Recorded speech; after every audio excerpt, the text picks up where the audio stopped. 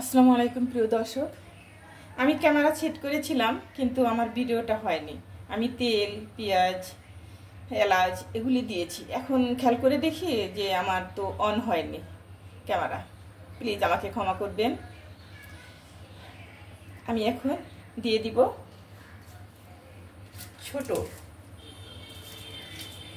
ছোট তেজপাতা,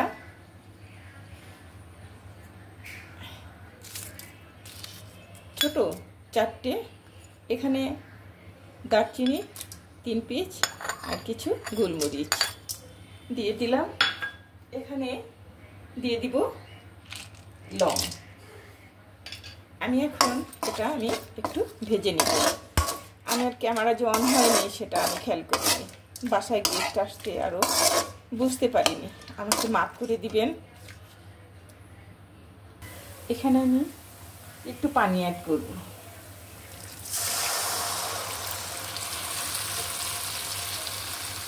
এখানে দিয়ে দিচ্ছি আদা রসুন বাটা পরিমাণ মতো।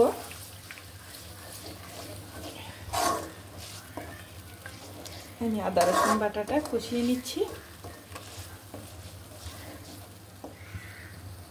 এখানে আমি মাংসটা ম্যারিনেট করে 20 মিনিট রেখে দিয়েছিলাম ফ্রিজে নরমালি। এখানে হলুদ, মরিচ, জিরে গুঁড়ো, ধনে গুঁড়ো, লবণ, স্বাদ মতো সব কিছু দিয়ে মেখে রেখে দিয়েছি। এখন আমি শুধু এখানে ঢেলে দিব।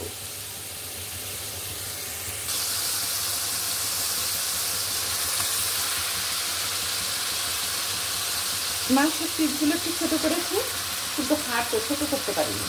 সেটা হাড় হয়ে গেছে, ওটা বড় হয়ে গেছে।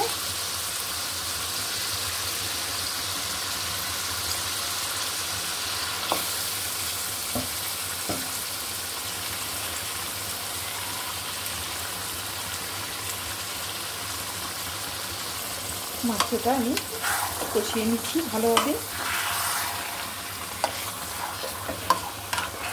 ম্যারিনেট করে মাংস রেখে দিলে সেটা হলো মশলাটা ভিতরে ঢুকে আর খেতেও বেশ ভালো লাগে। তার জন্য সবসময় আমি ম্যারিনেট করে রেখে দিই 10 মিনিট 20 মিনিট এরকম।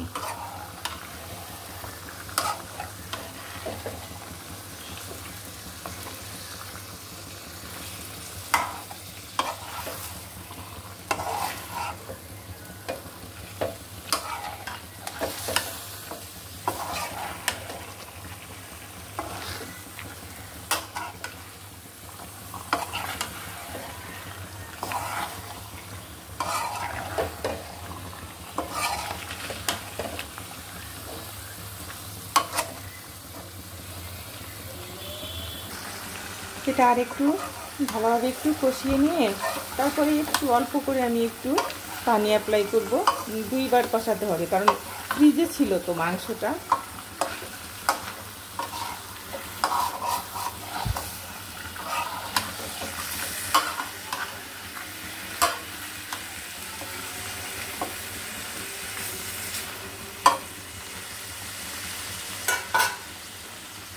আমি এখন ঢেকে দেব।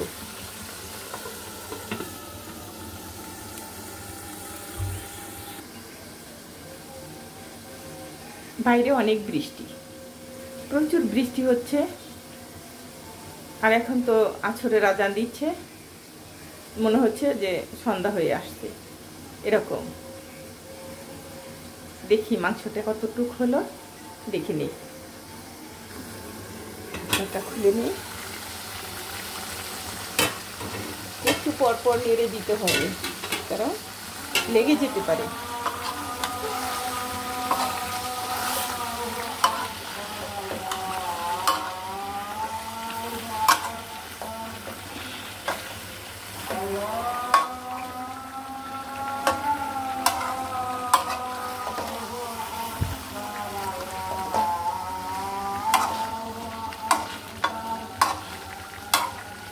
আর একটু আমি ঢেকে দিব।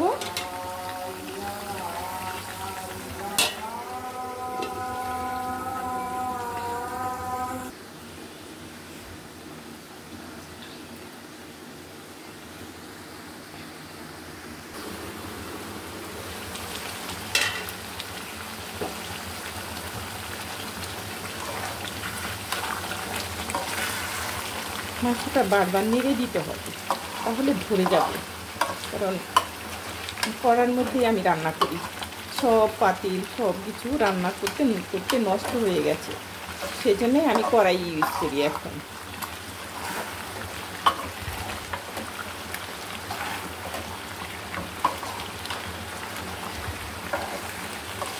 পানিটা শুকিয়ে গেলে তারপরে আমি পানি অ্যাপ্লাই করব, আবার কষিয়ে নিব ভালো হবে, মাংসটা ভিতরে থেকে নরম হয়ে আসবে।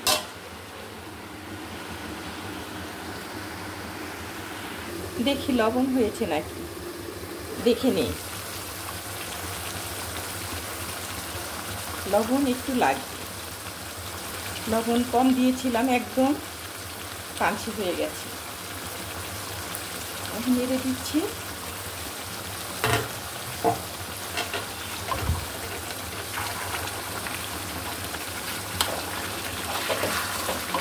কড়াটা কমিয়ে দিতে হবে।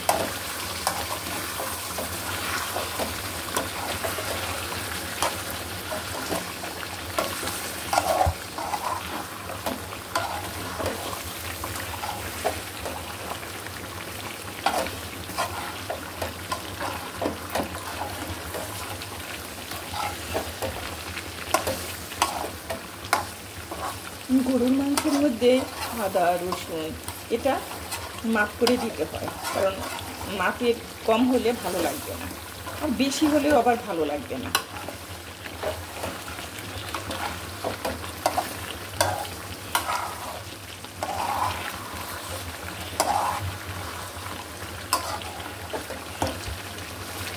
এখন আমি আবার একটু ঢেকে দিব।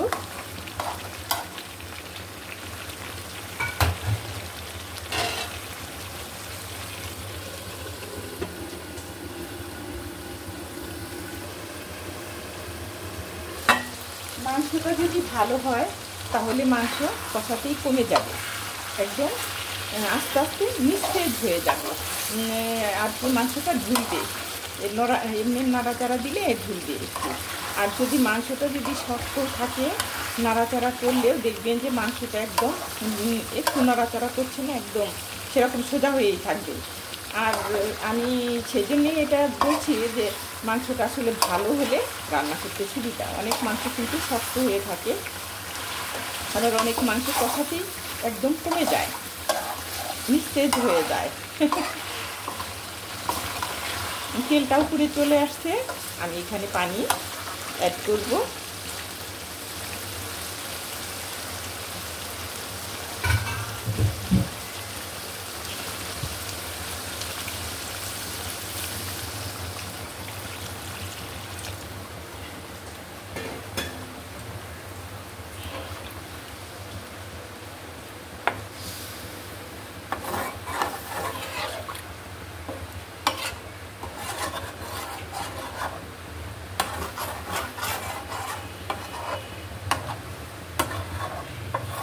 আর মনে হয় কষাতে হবে না, মাংসটা নরম সফট হয়ে গেছে।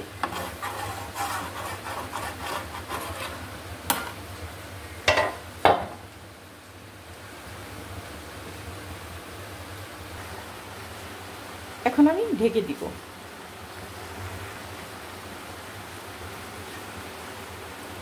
15 মিনিট রান্না করে নিব। গরুর মাংস তো একটু ঝাল তো লাগবেই, ঝালও লাগবে, জালও লাগবে, সব কিছুতে। আবার যে তাহলে মিষ্টি মিষ্টি হলে ভালো লাগবে না খেতে, সব কিছুতেই চড়া। মাংসটা আমার হয়ে গেছে।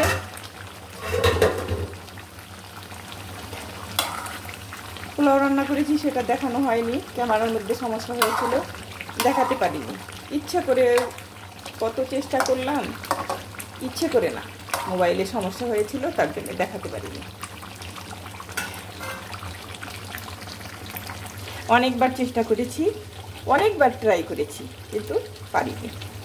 আমি রান্না করেছি পোলাও, গরুর মাংস, আর করেছি মুরগির মাংস, সেটা আপনাদের দেখাবো।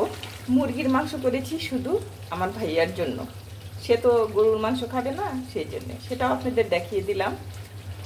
সারা দিন মোবাইলের মধ্যে সমস্যা, আমি কোনো কাজ করতেই পারিনি। মাংসটা সিদ্ধ হয়ে গেছে একদম, এই যে মাংসটা ঢুলছে, ওটা একটু নড়াচড়া করলে এই যে ঢোলে এই যে মাংস। সেই জন্যে বলি যে মাংসটা খুব ভালো ছিল, কষাতেই নরম হয়ে গেছে, একদম নিস্তেজ হয়ে গেল, তখনই বুঝেছি যে মাংসটা ভালো হয়েছে অনেক। রান্নাটাও বেশ ভালো হয়েছে, আপনারা ট্রাই করে দেখবেন। বিশেষ কথা হলো আপনারা মাংসটা আগে ম্যারিনেট করে 10 মিনিট 20 মিনিট রেখে দিবেন, তাহলে মশলাটা ভিতরে ঢুকবে, খেতেও অনেক টেস্ট লাগবে। আমি এভাবেই রান্না করি। ভালো থাকবেন, সুস্থ থাকবেন, আমার জন্য দোয়া করবেন, আমি যেন আপনাদের ভালো ভালো রেসিপি করে দেখাতে পারি। আসসালামু আলাইকুম।